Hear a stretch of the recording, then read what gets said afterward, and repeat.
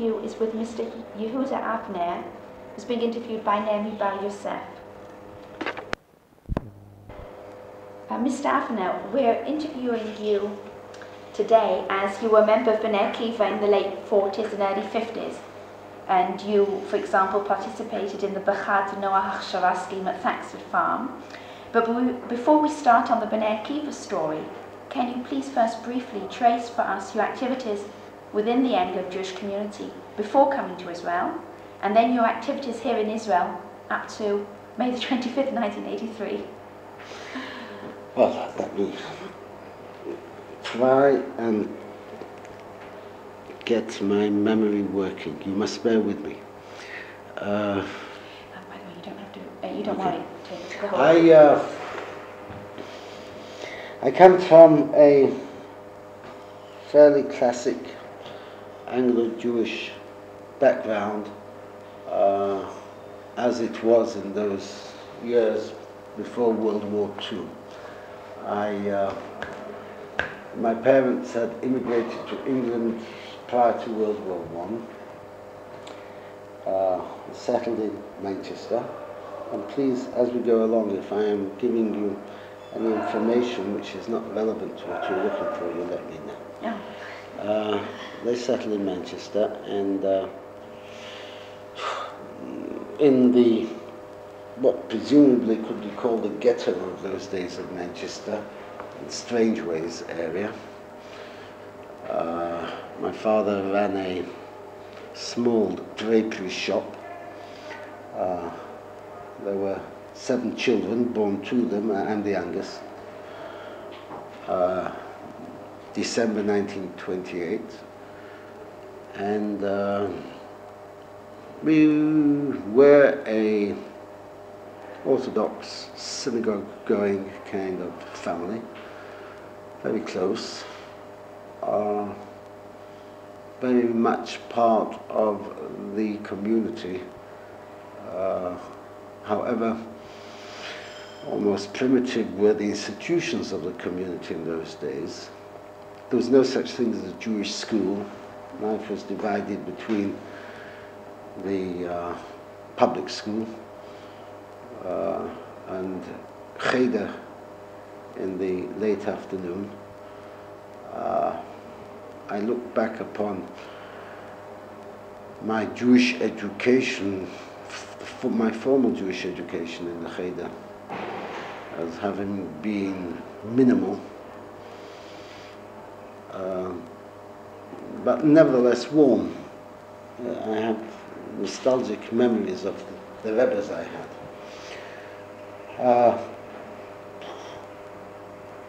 My mother was a very intensive Zionist.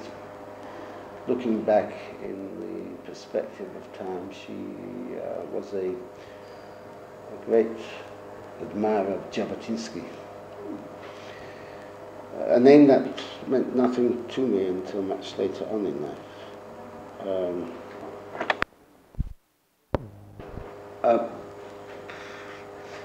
It must have been in 1942 that a school friend recommended that I join him on a Shabbat afternoon to visit a Bnei Akiva group.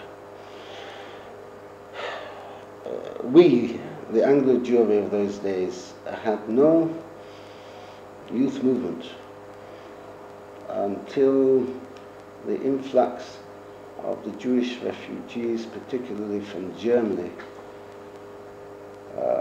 on the eve of World War II.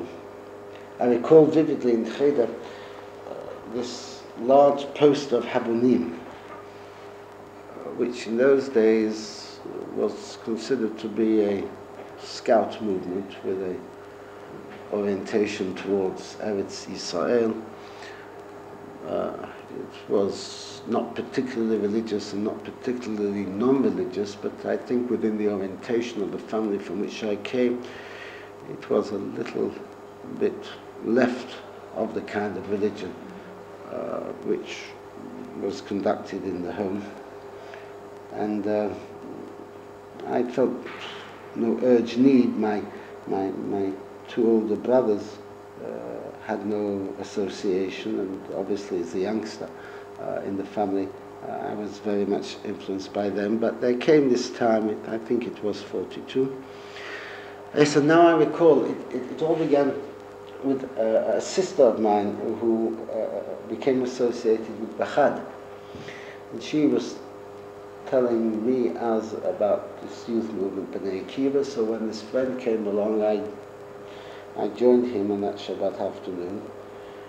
And I don't recall the exact date, but I do know that it became a turning point, a decisive turning point in my whole life. Came the Samach and the B'nai Akiva camp, and this was in 1942, I recall. It was a camp in Wales, and it was at a place called Sint Asaf, where there was a Hachshara of Bachad. And Hachshara in those years meant primarily youngsters who had come over without their families from Germany, and who were congregated into hostels by this something, I didn't quite know what it was, called the Bachad Fellowship. I remember there was a Mr. Aryeh Handler who was extremely active in the leadership of that time. And it was the first time in my life that I had seen the spectacle of young people, boys and girls in their late teens, who were farming and who were milking cows and sitting on horses, and all this in the pastoral setting of Welsh countryside.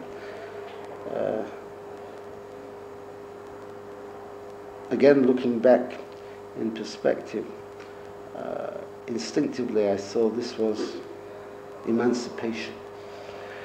This was reaching out for something unique, for self-expression, for normalization in Jewish terms, a break out of the narrow streets of that rather ugly city called Manchester, into a bright sunshine somewhere across the other end of the Mediterranean. Eretz Israel, Palestine, by osmosis, seemed to have meant much more to me than I'd realized. I recall the various publications that were at home with their pictures and so forth. And so it was that at the end of that camp, with its singing and its dancing, in those days the dancing was still joint dancing, boys and girls. And this was also my first social meeting with boys and girls together. I threw myself, heart and soul, into the movement.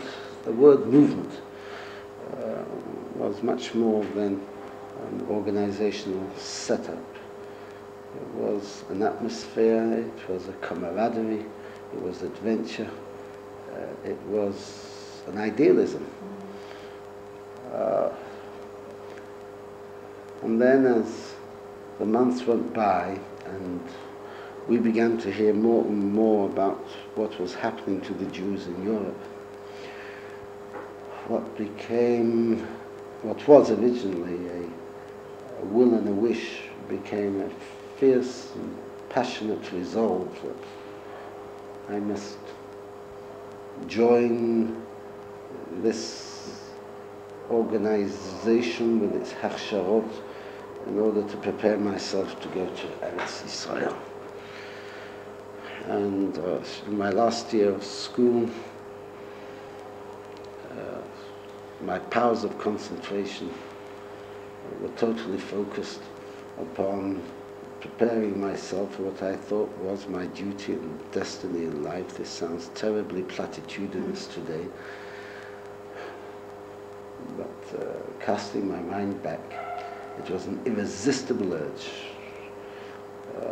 my parents understood, and they allowed me in 1946 to join Hachshara on the understanding that that final year of school, the high school certificate, I would do from Hachshara by correspondence, which somehow or other, I don't know how, but I did manage to do.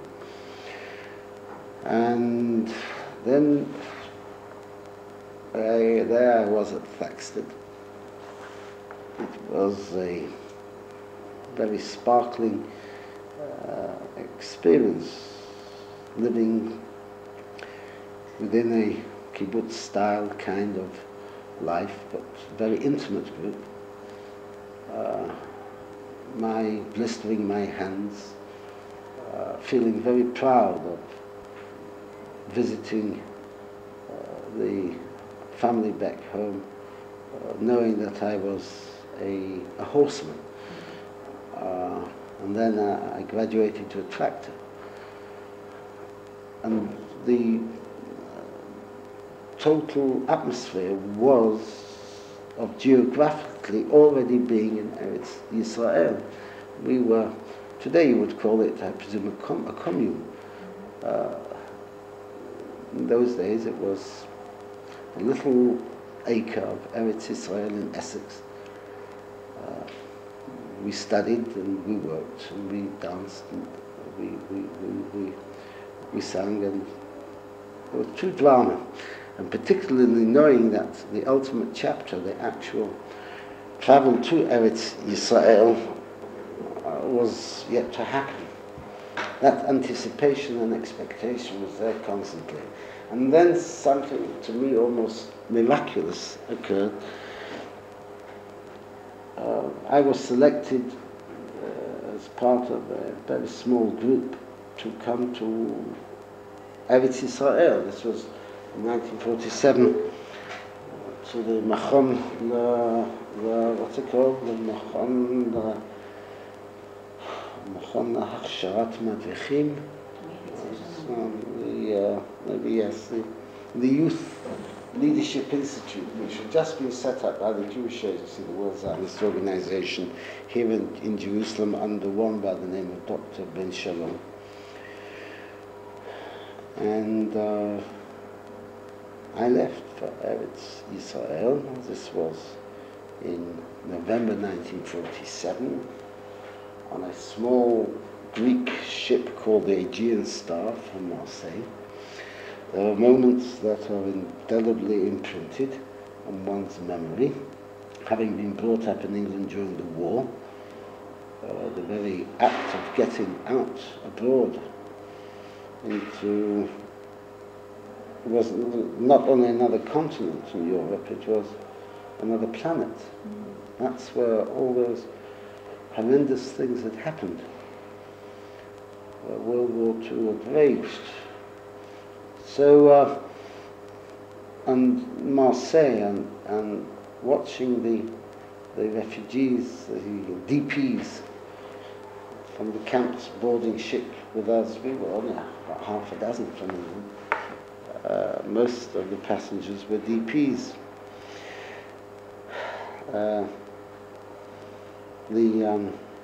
Their papers were either legal or illegal.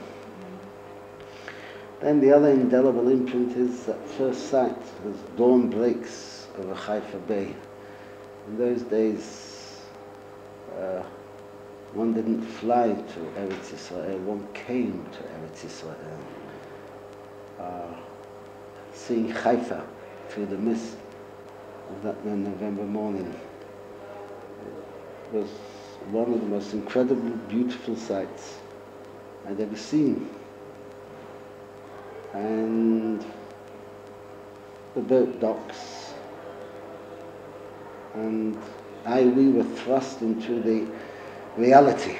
And the reality was a very strict immigration examination by the British, and a feeling of anger, even hatred, that they are doing this to us. I stopped being British long before I came to Eretz Yisrael. Citizenship is, in the first instance, a state of mind. And I then, as we moved out of the port area watching a funeral,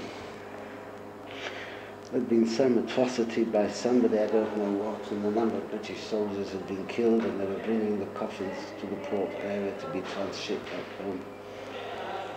This was a Friday, I recall, November the 14th. Then coming to Jerusalem on that same Friday, and Shabbat morning going to the wall, the disappointment of the wall was very grey. It was one of those Jerusalem early winter days where everything seems wet. And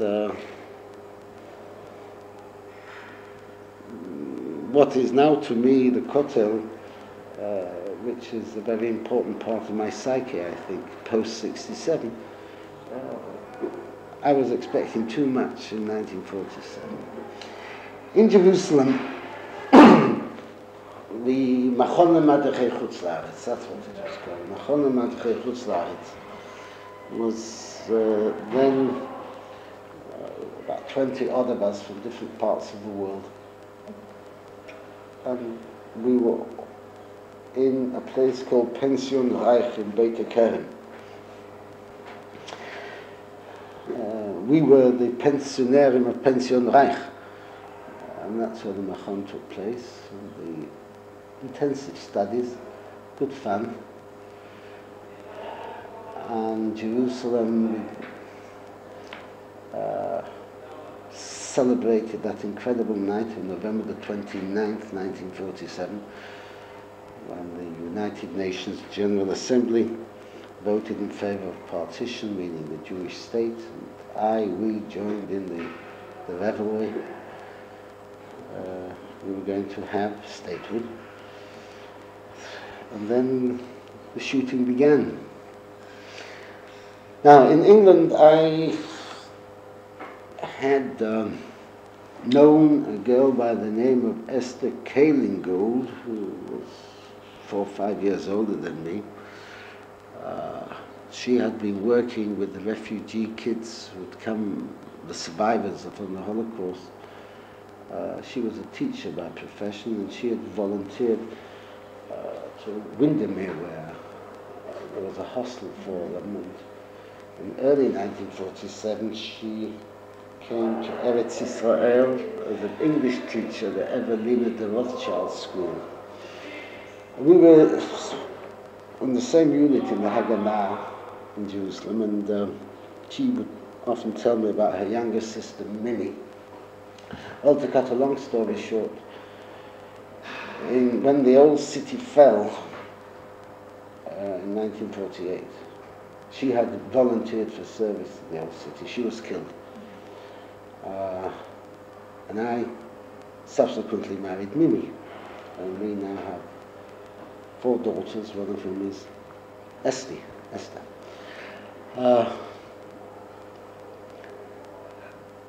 Then, because of the siege of Jerusalem, which we report, the Machon Madachei Chutz La'aretz just disintegrated, and most of us were in one unit or another in the Haganah. Not doing much fighting, but there, and fortifications, 1 or 2 actions. I find it now impossible to remember the hunger, but I know I was very hungry. All of us were suffering from anything varying from sickness to diarrhea to dysentery, such things. Knowing that my parents' family had no idea whether I was dead or alive, because the British had cut off the postal services. And then came May the 14th, 1948, in the Jerusalem besieged. I recall I was with a unit on what is now Yad Vashem. We were preparing for the attack on Ein Keren alone. on that Friday night when we heard over some radio, somebody reported to us the news that in Tel Aviv, Ben Gurion had declared independence.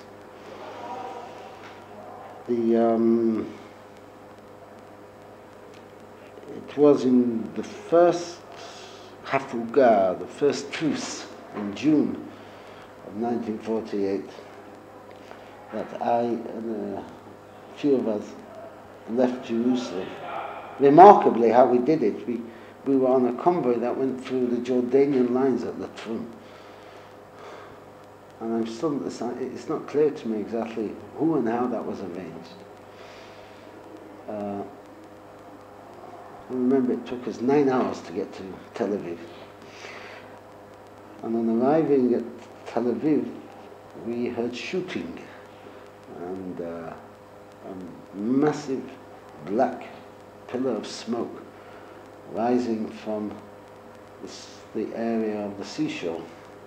And it transpired that the Altalena had just been sunk near the Iran.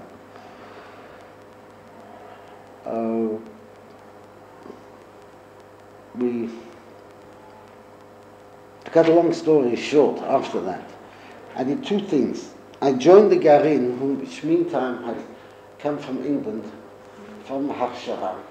There were various Hachshara.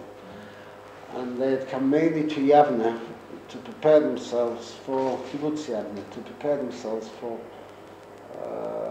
the establishment of what was to become Kibbutz Lavi. And having done that, I decided I wanted to learn. I went to a yeshiva in Rehovot. It's called the Yeshivat Klesk. The Kleski Yeshiva, which then became what is now called the Yeshivat HaDarom. And I spent my time between the yeshiva and working in Yavne, but mainly at the yeshiva. And then came February 1949, and I joined the Garin for the Hityashvut. Again, an indelible memory. At the time, it was a lot of sweat, sometimes tears, but looking back, it was a remarkable experience to help plant a new village in the Galil, kibbutz. And my intention was to stay in the country. I didn't, no plan to return. But then the pressure of the movement began, and the end of 1949, I was asked to return and become Maskir B'nai Kiva. This is how I met my wife, Mimi, who was in London. And I worked for, I think, 4.5 years as a Maskir B'nai Kiva.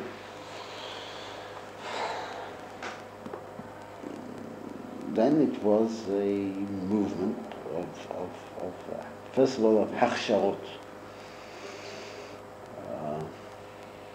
There was Thaxted, there was Dockenfield, I think there was still Buckingham.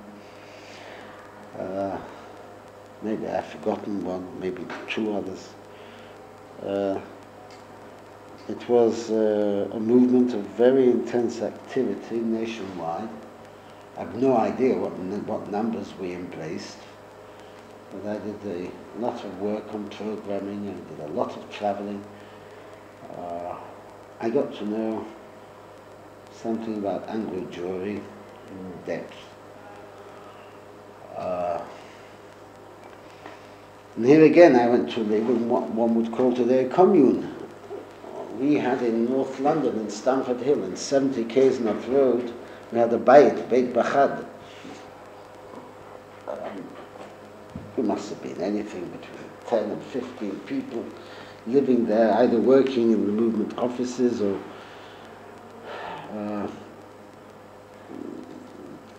preparing oneself professionally for Aliyah. And those years in London were very important to me culturally, because those were the years in which I had a tremendous thirst to catch up on my education. And I spent my spare time, I still had the actual, somewhere locked away in some cupboard, the programming. I set out a structured program of how I was to use my spare time. This was running to lectures at the LSE at London University. Parliament intrigued me enormously. This is how I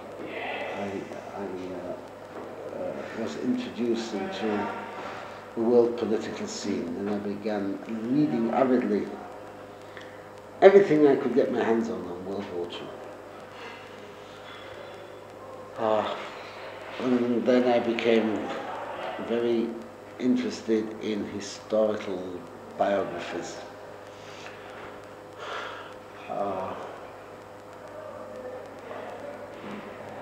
I discovered ballet, I discovered classical music in London, and of course London theatre. And I'm very grateful for those years I had in London. Well, by the time we get to 1954, I'm ready to go back with my wife, and the son had been born to us in the meantime, Danny.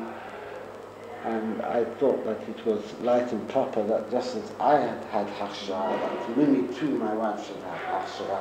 And we had a hachshara up north, a place called Allerton, I think it's called. And so I took Mimi and our baby, Danny, up there. She agreed. We spent a number of months there. And in retrospect, I see now what I did not perceive then. The era of hachsharot was over.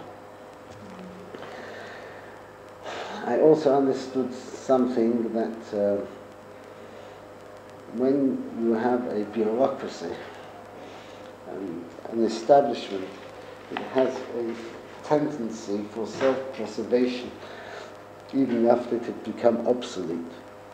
And so, since there was still a machinery of hachsharot, we still had hachsharot, primarily Thaxted. And money was invested in Thaxted at a time when it should not have been. Public money, with all the best intentions and goodwill. Thaxted was an episode. It had done yeoman work. It made a tremendous contribution. It was a centre for this other hachsharot, for the other youth movements were. But it was only when it was dramatically perceived to have outlived its purpose that, and this was at the end of my period in England, when I was no longer responsible on the maskir level of Bnei Akiva, but I should have had the perception and the foresight, which I didn't have, to realize. And subsequently the Hachshara institution was shifted to Israel.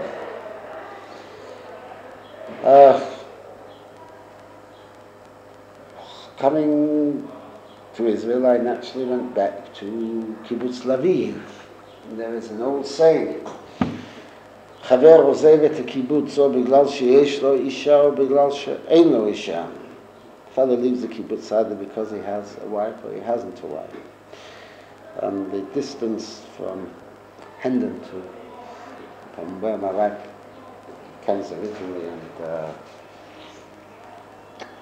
the hills of Lower Galilee, Lavi, particularly in those years, 54, 55, was more than geographic. And shortly after a year stay there, we left. And to me, there was only one other place to come to, and also to Mimi, and that was to Yerushalayim.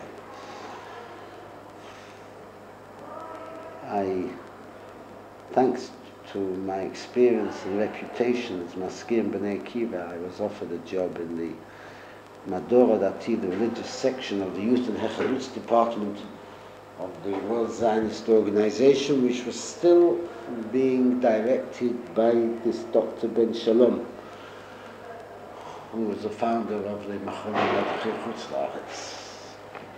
And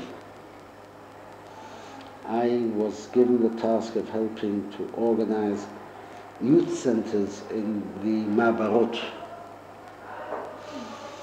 mainly for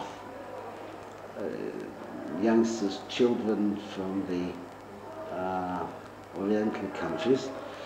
They were called Moadene Noah. But by sheer happenstance and good fortune, I was given an opportunity to edit a magazine within the Youth and Hechemus department. The fellow who had been editing this magazine had left. It was called Igeret LaGola, a letter to the Gola. It was in English, and it was an interesting experiment. It was to bring together articles for readership abroad on religion and state. In keeping with the philosophies and the concepts of Torah Vavodah, the idea of finding the synthesis between the ancient and the modern. And I became totally engrossed in the editing of that magazine, and probably under the influence of a weekly of which I had been an avid reader in England, the newspaper. I changed the name from Igeret LaGola to State and Nation. And it had quite a readership abroad, as evinced by the volume of letters that I used to get. And this, writing it had always been not a hobby, but had always been an enjoyable exercise for me. Can you just... Life then was not basically different from life now, in the sense that one had for one to keep a family. By this time I had another child, now I have 4. One had to find other work as well, and I went into translating in a rather big way, whatever I could pick up. And again, by sheer good fortune, I managed to land a translation job for the Misrad HaChutz, for the Foreign Office. And throughout all these years, I had carried on my self-education in the area of international relations. And I had, by then, both Hebrew and English as bilingually competent. And I sat for the examinations for the Misrad HaChutz, was accepted. This was in the early 60s, and I was appointed chief editor of political publications at the Misrad HaChutz. Okay, and in 1967, on what has now become Yom Yerushalayim, the Wednesday of the Six-Day War, I was instructed to leave immediately to help beef up our mission at the United Nations. Abi Ibn was then the foreign minister, and you might recall there was very hectic activity at the UN and the Security Council in those days. I had been slated just the same to go abroad to become a consul in charge of political information at our Consulate General in New York. And so there was a dovetailing. I was joined subsequently by the wife and children. And I was in New York a year when, at our consulate, when Yitzhak Rabin was appointed as ambassador to Washington. He asked me to join him there with the title of political counselor. And I was almost 5 years with him in Washington, and when he returned and was appointed Prime Minister, he asked me to join his staff with the title of Advisor on Diaspora Affairs. In the interregnum between my return and my joining the Prime Minister's Bureau, I served as the director of the Foreign Press Bureau of the Foreign Office here in Jerusalem.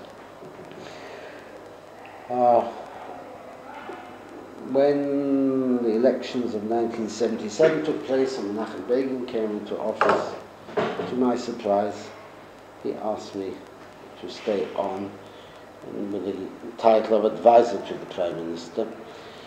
And for the last 6 years or so, here I am. We won't go into the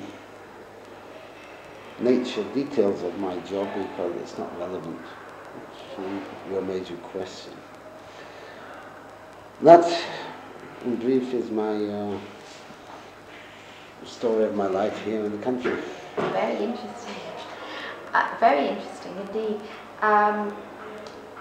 Let's go back to the 1930s. As far as I'm aware, B'nai Akiva started in Stamford Hill with Cecil Sclan in the 1930s. But it wasn't really till 1940 that it really got off the ground. And am I correct? And what role did Aryeh Handler play in the restarting of B'nai Akiva? I understood, and you said you yourself, for example, influenced by your sister, was in Bechad, and he came over to help Bechad. How much is this true that he really got B'nai Akiva off the ground? And whilst you're answering that question, could you also let us know who were the founders of B'nai Akiva in England? For example, what was the role of Herbert Lester, who was later killed over Czechoslovakia? Bulgaria, sorry. I have the vaguest of memories as to the origins of B'nai Akiva. I'm sure sometime, somewhere, I must have spoken or written about it. But for the life of me now, as you were asking the question, a fleeting memory did come back. The name Sclan was fairly prominent, but in an adult sense by the time I joined B'nai Akiva. I remember I was a Manchester boy, and this was London. But I recall, for example, there was a man, Ephraim Gasworth, who I met for the first time in December of 1942. My first summer camp was the summer of 42, and at the end of the year, during the winter holidays, there was a seminar that had been arranged in Windsor. It was conducted by one Shalom Markovich, who has since Hebraized his name, one of the founders of Levi, Shalom and Edie. They are dear friends. The story of the movement cannot be written without them. But I remember when getting off the train and at Euston Station on the way to Windsor and being met by kids from B'nai Akiva in England and taken to what was then the B'nai Akiva office, which was a cubicle in Woburn House, administered by this Ephraim Gasworth. Was he the one who was later to become Rabbi Gasworth? He is the Rabbi Gasworth, yes. Yes, he came in Aliyah and then he went back to England. That seminar was an eye-opener to me as much as was the summer camp. It was a most intensive indoctrination. In those days, there was something called Bechinot. I didn't quite know what Bechinot were, but it was literally, it must have been like 25, 30 of us who were in this old rambling house in Windsor. And we spent the day studying Zionism, something that was called Palestinography, which has an interesting interesting political innuendo about it, the name Palestinography, and the ideology of Torah v'Avodah. I was totally persuaded that there in Eretz Israel we had the formula for establishing a Torah state that would be a modern body politic that would absorb into its lifestyle and into its legislation Torah, halakha. Nobody used the word reform, nobody used the word progressive, and it was not reform or progressive. It was a genuine experiment, an attempt to integrate halakha into the life of the country. Here I must pause and say that one of the disappointments of my life, one could accuse me of naivety, but somewhere along the line I understood after living here for a while that this was not a credible constitution, given the two things, given the predominant character of the demography, the Jewish demography of the country, which was manifestly secular. And here again, as a brief aside, I must say that I've witnessed over these more than 30 years a change within that demography as well. Israel is a less secular society than I remembered it as a youngster.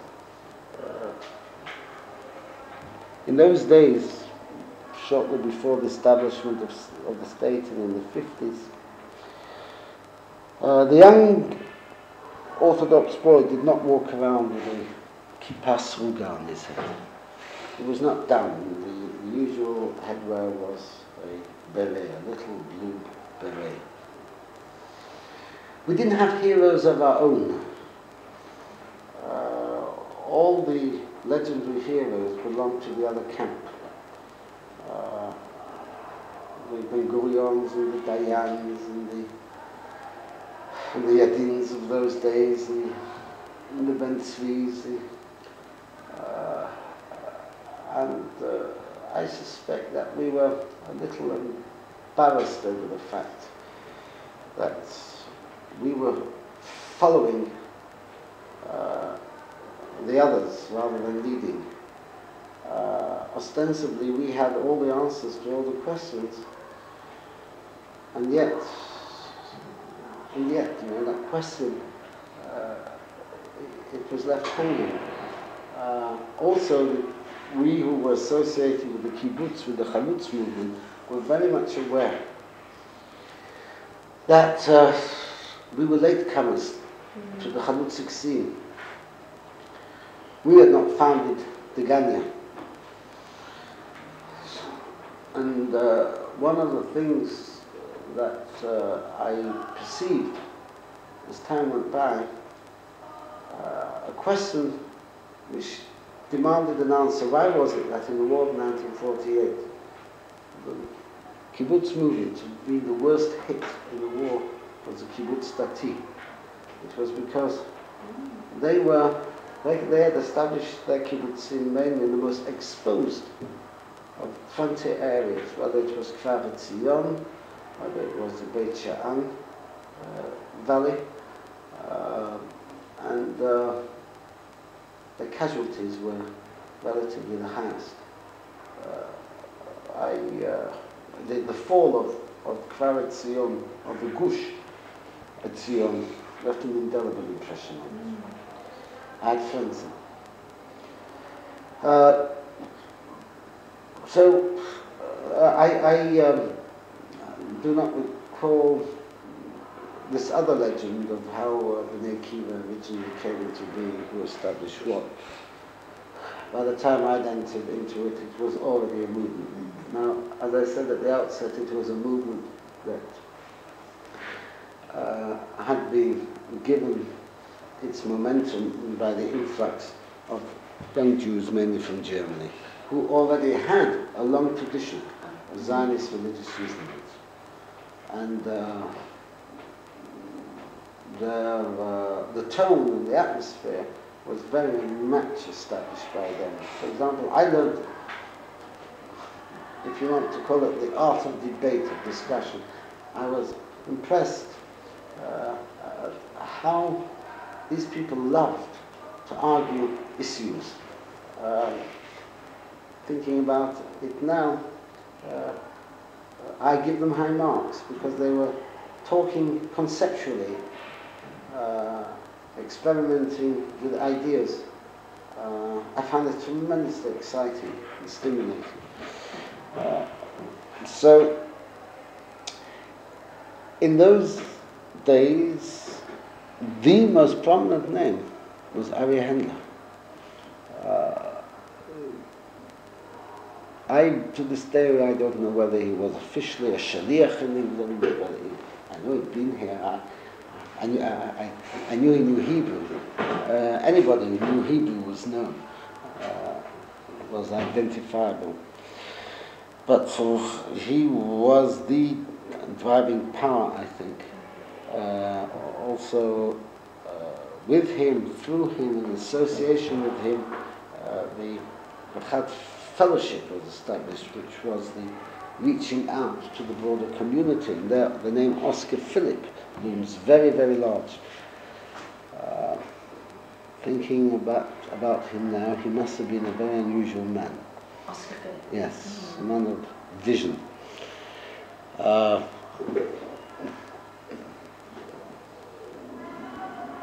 As for Aryeh Handler's comings and goings, well, that's another story. Did you feel that you got more support from Bechad than, for example, for Torah Avodah? I mean, you were sort of, Bnei Akiva was, I thought, the foster child of both movements. Which would you say, where would a Bnei Akiva person, like if you hadn't come here and you would have stayed in England, would you have gone on to Bechad, or would you have gone on to Torah Avodah, or? Well, I was Bechad, that is when I came back. So you came on Hakshara? Yes, by my virtue of my age, I have already reached the chevra of Bechad, of which I was a part. So you feel that Bechad supported Bnei Akiva more? Bechad was the senior section of Bnei Akiva. Rather than Torah Avodah? Well, there was... It seems a bit of a moot point at the moment, you see, and that is what... No, it is. In my mind, it was not a moot point at all. There was a very clear-cut division. There was an implicit... I'm being very subjective, but as I recall, there was an implicit sense of not of competition, but of I must find that word. It's implicit. We felt there was a certain fiction. We of Bechad felt superior to those of Torah Avodah because we were the Magshimim. We were the ones who had cast our lot with the actual decision to go on Hachshara, to go to Eretz Yisrael. And in those days, those two words, Hachshara and Eretz Yisrael, only meant one thing, kibbutz. And kibbutz meant service for the greater cause, willing self-sacrifice for what was called Hakshama, self-realization, whereas Torah Avodah was speaking in the abstract generalities of going to live in Eretz Yisrael. And it was a difference between those who wore ties, Torah Avodah, and those who demonstratively did not. I wanted to ask you a question that you've touched on, and some of my questions now you have touched on. But you mentioned that Habonim around 1942, that was the time you would have gone Habonim. Habonim was started really not as a Hachshara movement at all. The aim was really as a Jewish Boy Scout. It was a scout movement. It wasn't a club, it was a scout movement. How much was Bnei Akiva a serious ideological movement rather than a Boy Scout type club in the 1940s? I would suggest to you that by the 1940s, Habonim had also assumed the role of a Chalutzik Oh, movement. definitely. Oh, absolutely. By the early 30s, in fact, yes. when but I just meant rather than, it was started as and it became a very serious movement, Habonim. It caught on like wildfire, apparently. I remember the David Eder farm, which was their major And I know, for example, in places like Liverpool, apparently 90%, a figure of 90% of the Jewish youth join Habonim. It wasn't degrading at all. Liverpool and Sunderland, very much in the provinces, it was, since it was the only movement and did have a traditional kind of character, then it was the thing to do for Sabbath observing youngsters also to belong to Habonim. But how much then was B'nai Akiva a serious ideological movement, rather than I'm not talking about rather than a scout club or just a social club? By the time I entered B'nai Akiva, it was already a movement with a very strong indoctrination towards commitment, and that commitment meant going on Aliyah. Going on Aliyah was the ultimate aspiration. It was almost a theoretical one in the sense there was a war, and there was very restricted immigration by the British to Palestine at the time. But it must have been an almost hothouse kind of Jewish atmosphere. A war, Hitler, knowledge of what his intentions were, Holocaust already becoming a word as part of our terminology, the gates of Eretz Israel closed, stories of the illegal ships, and then came the immediate post-war period. We are speaking of an era of tremendous idealism, universally. This was the period of establishment of the United Nations. There was going to be a new and better order in the world that was going to bring about almost human brotherhood and what have you. And also it was a period of the Labour government in the initial hope and aspiration that the Labour was going to keep all its promises. All this was fed into that very sensitive soul of the Jewish youngster, of thousands who had any feeling for it at all. You say thousands. From Chayenu of December 44, I have a figure of almost 2,000 members in 63 groups. Of B'nai Akiva B'chad. Of just B'nai Akiva. Now I'm talking about just B'nai Akiva. And so I wondered, what was then the whole impact of B'nai Akiva on the Anglo-Jewish community? Less than one would have imagined, given the kind of an atmosphere which I have described. Do you think that figure of 2,000 members in 63 groups sounds Yes, reasonable? I do. I would say that it is reasonable. It did not spread like wildfire throughout the community. In the end, I should imagine one can say that it was restricted to a certain elite. We also recall B'nai Akiva demanded an enormous amount of the youngsters. Given all its very nice social frameworks that it offered, they reached a point where the youngster almost was required to decide.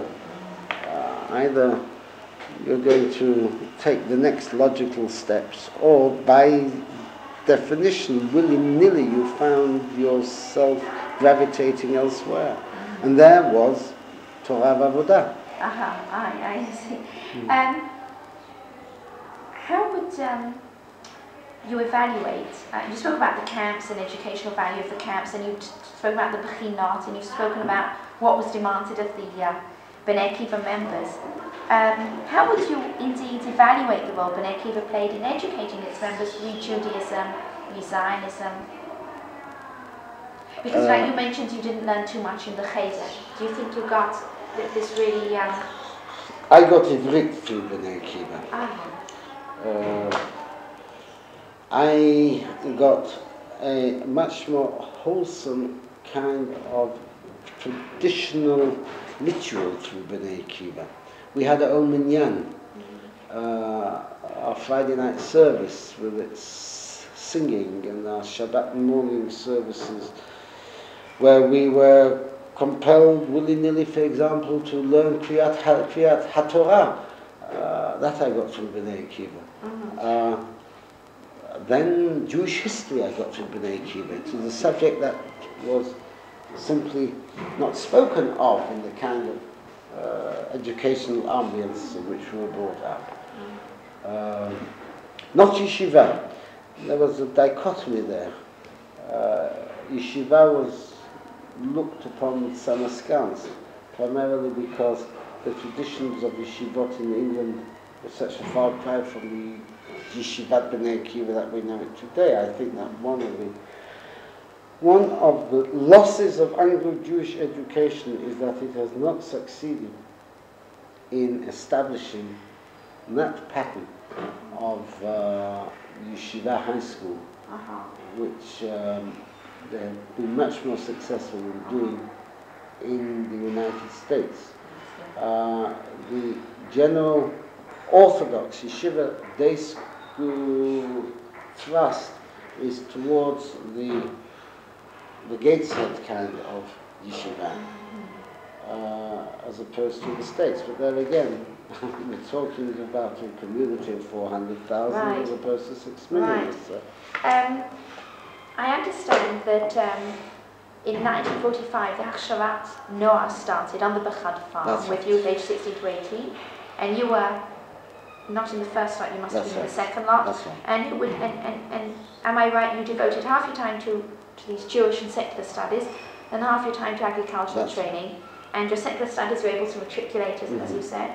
And but I understand those were independent studies of my own. So there was mornings with Jewish studies, and the afternoons were, or maybe the other way around. I think it was in the mornings we worked, in the afternoon we studied. And I must interrupt you here because you did mention before the name of Herbert Lasker. Yes.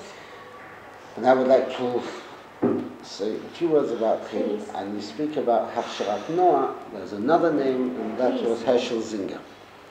Tzviya.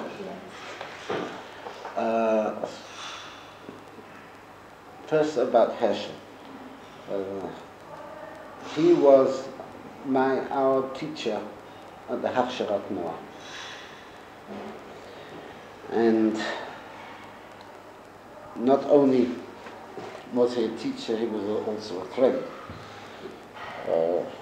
He had come to Hachshavat Noah from Yeshivat Eitz Chaim, I believe in London. Yes. His predecessor, by the way, the first teacher of the Hachshavat Noah, the first course was Avraham Greenbaum, who is now senior administrator of the Bar-Ilan University. Yes. Bolshevik, we used to call it. Then, by the time I had come, it was Herschel, and he was an outstanding teacher. We had been born in Poland. He'd gone to learn at yeshiva in Belgium, escaped from Belgium to England when the Nazis invaded there. He was at the Heide Yeshiva, I remember the Heide Yeshiva in Belgium. Came to Eitz Chaim, and subsequently, after he and Carl had come on Aliyah, which was in the early 50s,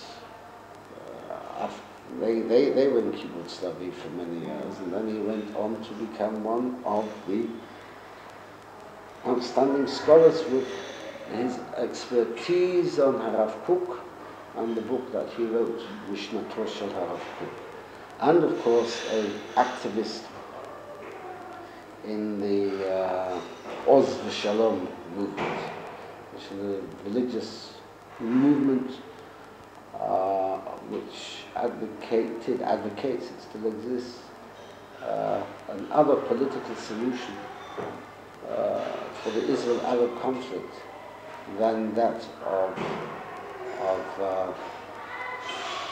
non-territorial compromise. For peace, they believe in territorial compromise.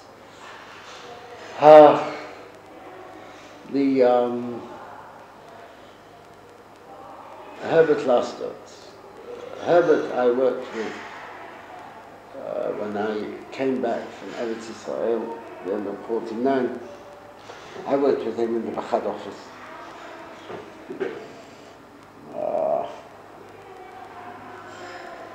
The fact that he always seemed to be much older than he was would indicate how deep an impression he left on me as a mentor and guide. Herbert had been in Manchester. We had in Manchester something called the Merkaz Limud. I must give credit to those who ran the movement before I put in my share. They actually, not only did they have the Hachshorot, they had established in Manchester, on Singleton Road I think it was, they had a building there in which they held courses. And this is Herschel Singer ran the Merkaz Limud. And after Hachshat Noah, Herschel Singer ran the Merkaz Limud. And this Merkaz Limud was also the center for our B'nai Akiva activities in Manchester. And my recollections are tremendously vivid of, for example, Leil Shavuot, all-night studies with Rabbi Sperber, who was, in a way, the religious ideologue. He was the rabbi of the movement, Rabbi Sperber. This is how I see him now.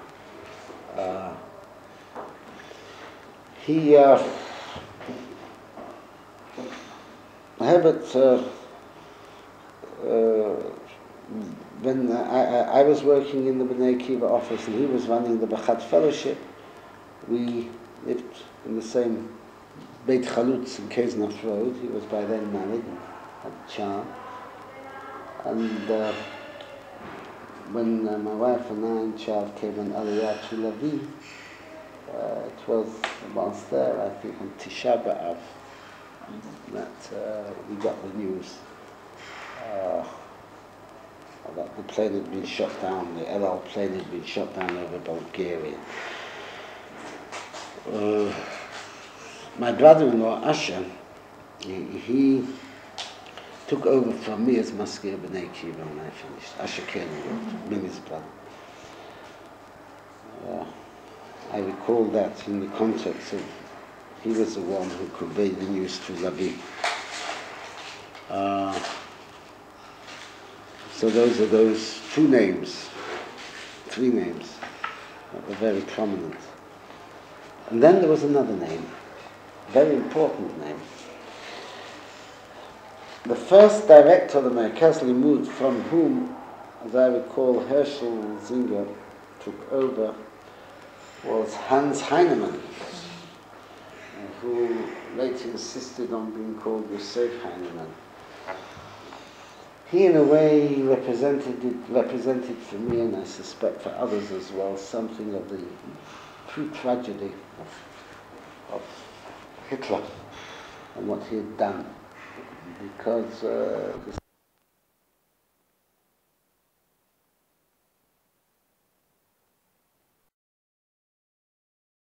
Yosef Heinemann, as I was saying, he had been teaching in a Jewish school in Germany, and he had brought over a transport of children on the eve of the outbreak of the war with the intention of going back to bring over another transport of children, as I recall, and his wife too. And he was too late. He subsequently married again, some years later, a girl who was something like the house mother at the Merkaz Limud. And so Yosef Heinemann was a very important factor in my ideological life. He had written a treatise which was published, which was called Torah and Social Order, which was an analysis, a presentation of how this Torah state, of which I spoke of before, was conceptually to come into being. There were, in those days, 2 volumes of work which had left a particularly deep impression on me. One was Yosef Heinemann's Torah and Social Order, and the other one was Zalman Shragai's Chazon v'Hakshama, Vision and Realization, which again was a treatise on Torah v'Avodah and the introduction of those philosophies into the body politic of the state to be. I recall as a youngster in England seeing some of the visiting personalities of the Yishuv. Rabbi Fishman, who subsequently changed his name to Rabbi Maimon. As a youngster, looking at these people, one did not just look at them, but looked up to them. They were coming from the scene where the action was, and there was great drama in these meetings, the sense of belonging, the togetherness, the feeling of being involved in something profound and historic. We were going to change the face of post-World War II Jewry the world over, and we were going to get to Eretz Israel and build there this idyllic state which was going to be founded on Torah v'Avodah. I should imagine that in my enthusiasms and youthfulness, I imagined that I saw the whole of this country being one kind of religious kibbutz somehow or other. But certainly the religious kibbutz was going to be the head of this crusade to change the face of Jewish history. Well, in a sense, it is a success story. Much of the seeds that had been planted in those years did take root. The subsequent flowering thereof did not always assume the exact hues and blossomings that the founding fathers had imagined. But that is true of the history of Zionism in general, isn't it? So, well, what more? Let me ask you some general sort of questions about B'nai Akiva's relationships with various bodies or institutions. What was B'nai Akiva's relationship with Zelig Budetsky and the official Zionist organization? Did you get support from the Zionist organization? Yeah. Zelig Budetsky is a man who was an institution. I met him on a number of occasions, but it was always in a group fashion, never on a one-to-one basis. He seemed to encapsulate within him much of the institutional power of Anglo-Jewry. This is the image that I had of him, but I can give you no value judgment other than that of the historian who has since looked back, and I see that he played a very, very important role, both politically and otherwise. What about specifically with B'nai Akiva? Did he play a role? I do not have any recollection of that. What about the well, you were in Manchester, so I don't know, I can't say an organisation like the United Synagogue, it wasn't in Manchester, or the Federation of Synagogues, but do you know if these, or the synagogues in Manchester, did you have the support of the rabbis? I would hear on occasion about difficulties in London of getting shul halls for B'nai Akiva activities. I honestly cannot recall anything intelligent sufficient to make a case in point about it. Okay. No. Was B'nai Akiva actively involved in combating anti-Semitism? No, because anti-Semitism in England in those years, these were the post-Mosley years that I came, and so no, I never felt anti-Semitism per se in England. We were very demonstrative in displaying for all to see and hear who we were. For example, I can recall travelling on a train very early in the morning in fact that in the winter when I had not yet davened and putting my tefillin on the train, full carriage, and doing it as a very conscious act with great pride. I think also a little bit of embarrassment, which I didn't want to show, but no, there was anti-Semitism within the context of England was not, in my view, a factor, potent factor in the emergence or growth of B'nai Akiva. It was within the context of the war and what was happening to Jewry elsewhere. You already touched on it, but I just wanted to ask you, you said things changed with the establishment of the State of Israel, and I'm sure B'nai Akiva's attitude must have changed. For example, I saw from Chayenu of 1948 questions like, instead of Hachshara now so much, was which professions would the new state need? Was there a radical change in B'nai Akiva thinking? It wasn't radical, it was an extension, it was an evolution. We established something that was called Boded Hachshara, individual Hachshara. I don't know who invented the name. My knowledge of Hebrew is such today that I would have chosen something else. But this was to accommodate those who were studying at universities, who nevertheless saw the future within the kibbutz framework.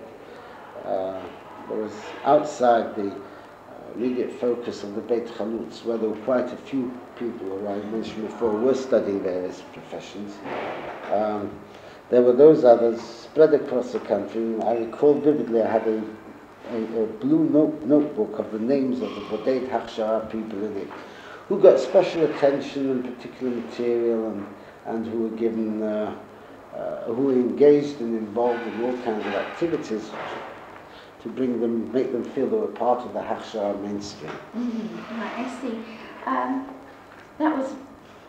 That's really essentially what I wanted to find out from you. Is there anything you think that you would like to add to this? Yes, there is. It just occurs to me, Naomi, the majority of the people with whom I was associated with B'nai Akiva, my generation of those days, now live in Israel. That says something, doesn't it? It does indeed.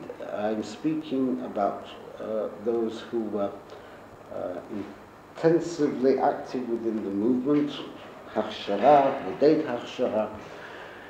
That generation, by and large, came in Aliyah and stayed, as opposed to, and I'm not here trying to knock anybody, the equivalent generation from the United States, whom we met as we were shaping our garin here for la vie, the equivalent generation of B'nai Akiva, Hashomeh Hadati, as was also called in America, was shaping its garin that was eventually to join the re-establishing kibbutz Kfar Derom.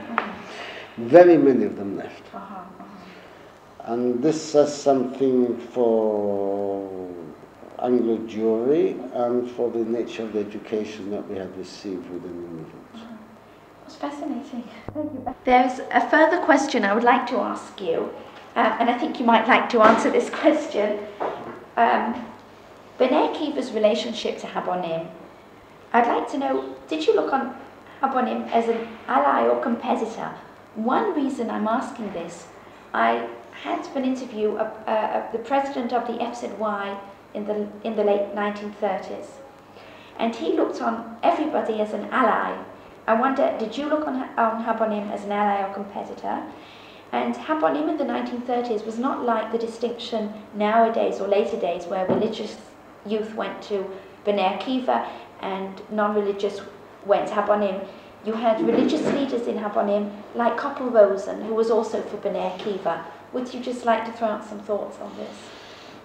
Yes, I would. The Habonim that I knew when I became active in Bnei Akiva, and that was in the early 40s, was already seen to be a movement apart. There was a sense of competition. In fact, competition is not quite the right word. There was a sense of dissociation. Recall, please, that we were a religious Zionist youth movement, and this meant a certain way of life which differed radically from non-religious Zionist youth movements. And this was not merely way of life, but this was conviction. And there was a time, interestingly enough, I should imagine that today it would be inconceivable, but there was a time in the 40s when Habonim and Bnei Akiva shared common youth house facilities. There was a place at the other end of Singleton Road called Singleton Hill. I had no idea who it belonged to or who sponsored it, but Bnei Akiva and Habonim would meet under the same roof, but we were totally apart.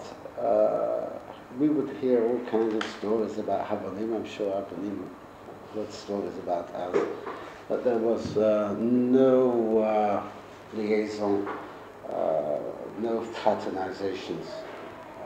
As for Koppel Rosen,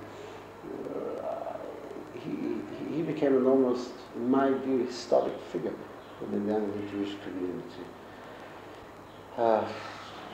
I was deeply involved with Bnei Akiva when he was rabbi. I think it was in the Central Shul or the Crumpsall Shul in Manchester, and he would hold Shabbat afternoon lecture sessions, and I would attend them regularly. To this day I can recall certain turns of phrase that I learnt for the first time from him. For example, I remember him saying, a half-truth is a half-lie. And others.